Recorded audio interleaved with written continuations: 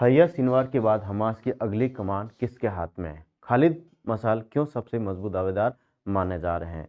दोस्तों, आज हम बात करेंगे इजराइल और गाज़ा पट्टी फ़िलिस्तीन के बारे में, जहाँ पे जो गाज़ा पट्टी फ़िलिस्तीन की जो सुप्रीम लीडर हैं, वो लगभग अपनी जान गंवा चुके हैं और नया दावेदार यहाँ पे कौन है और क्या रणनीति, क्या उद्देश्य रहेंगे, उनके बारे में आज जानकारी लेंगे। एक बार आप सिद्ध प्लस को शेयर कर दीजिए, सब्सक्राइब कर दीजिए और बेल आइकन क्लिक कर दीजिए, जिससे कि आने वाले वीडियोज़ के नोटिफिकेशन आपको प्राप्त हो सके।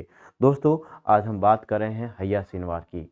हया सिनवार की मौत के बाद हमास एक ऐसे दौर में खड़ा है जहां सिर्फ नया नेता चुनना ही नहीं, बल्कि अपने अस्तित्व, रणनीति और अंतर्राष्ट्रीय छवि को दोबारा परिभाषित करना भी उसकी मजबूरी बन चुकी है।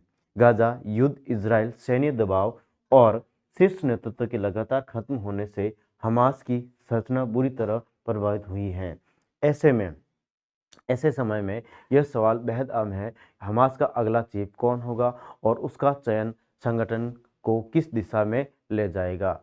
हया सिनवार की भूमिका और खाली हुई कुर्सी। हया सिनवार सिर्फ एक राजनीतिक नेता नहीं था, बल्कि वह हमास के भीतर सैन्य और राजनीतिक दलों को जोड़ने वाली कड़ी थे। उनका नेतृत्व अपेक्षाकृत कठोर, टकराव केंद्रित और गाजा आधारित था। उनकी मौत के बाद गाजा में कमांड कमजोर हुआ, निर्णय प्रक्रिया बिखरी और नेतृत्व विदेश में बैठे नेताओं की ओर झुकता दिखने लगा। यहीं से खालिद मसाल का नाम दोबारा केंद्र में आता है। हमास के नेतृत्व चयन कैसे होता है? हमास में नेतृत्व का चयन कैसे होता है? हमास में कोई सार्वजनिक चुनाव नहीं होता है। नेता का चयन होता है शूरा काउंसिल के जरिए गुप्त मतदान से, जिससे गाजा, वेस्ट बैंक और विदेश में मौजूद वरिष्ठ सदस्य शामिल होते हैं। युद्ध की स्थिति के कारण यह प्रक्रिया और भी जटिल हो गई है, लेकिन संकेत साफ हैं कि चुनाव जल्द होंगे, क्योंकि लंबे समय तक नेतृत्व वैक्यूम संगठन के लिए घातक हो सकता है। खालिद मसाल क्यों सबसे बड़े दावेदार हैं? अनुभव और नेटवर्क। खालिद मसाल 1996 से 2017 तक हमास के राजनीतिक ब्यूरो प्रमुख रह चुके हैं और उनके पास कतर, तुर्की, अरब दुनिया में मजबूत संपर्क और कूटनीतिक अनुभव और अंतर्राष्ट्रीय मंचों पर हमास की पैरवी करने का लंबा इतिहास।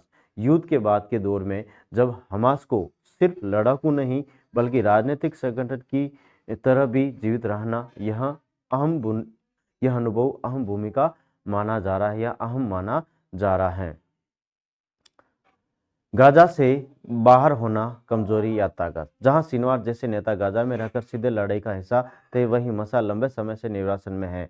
पहली नज़र में यह कमजोरी लगती है, लेकिन मौजूदा हालात में गाजा में रहना लगभग मृत्युदंड बन चुका है। विदेश में रहकर संगठन को बचाए रखना ज़्यादा व्यवहारिक रणनीति मानी जा रही है और इस लिहाज से मसाल की स्थिति उन्हें सुरक्षित और प्रभावी बनाती हैं। इजराइल के साथ पुराना और जटिल रिश्ता है मसाल का। खालिद मसाल वही नेता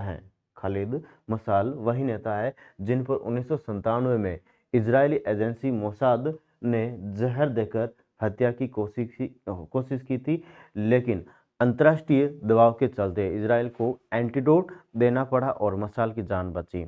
यह घटना आज भी मसाल की छवि को मजबूत करती है, एक ऐसा नेता के रूप में जो इजराइल के लिए खतरा भी है और राजनीतिक या रणनीतिक चुनौती भी है। दूसरे दावेदार और आंतरिक हिस्सेदार खलील अल हया गाजा से जुड़े हुए हैं और वार्ता और सैन्य समन्वय में सक्रिय नेता हैं, लेकिन गाजा नेतृत्व के कमजोर होने से उनकी स्थिति भी अस्थिर मानी जा रही है।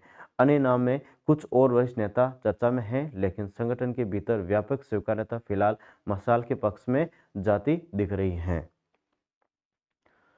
अगला नेता क्या बदलेगा? अगर खालिद मसाल हमास चीफ बनते हैं तो संभावित बदलाव होंगे। हमास को जो सैन्य से अधिक राजनीतिक और कूटनीतिक मोर्चे पर अरब देशों और मध्यस्थों के साथ संवाद बढ़ सकता है, लेकिन इजराइल के प्रति रुख नरम होगा। ऐसा मानना जल्दबाजी होगी, यानी रणनीति बदलेगी, उद्देश्य नहीं बदलेगा। निष्कर्ष यहाँ से क्या निकला दोस्तों कि हया सिनवार के बाद हमास का अगला नेता चुनना सिर्फ एक नाम तय करना नहीं है, यह तय करेगा कि हमास केवल युद्ध संगठन बना रहेगा या राजनीतिक अस्तित्व बचाने की कोशिश करेगा। खालिद मशाल इस समय इसलिए सबसे बड़े दावेदार हैं क्योंकि वे लड़ाई के बाद के दौर के नेता माने जा रहे हैं, जहां ताकत सिर्फ हथियार से नहीं, राजनीतिक और अंतर्राष्ट्रीय समीकरणों से भी तय होगी। मध्य पूर्व की राजनीति में अगला बड़ा मोड़ शायद इसी चुनाव से निकले।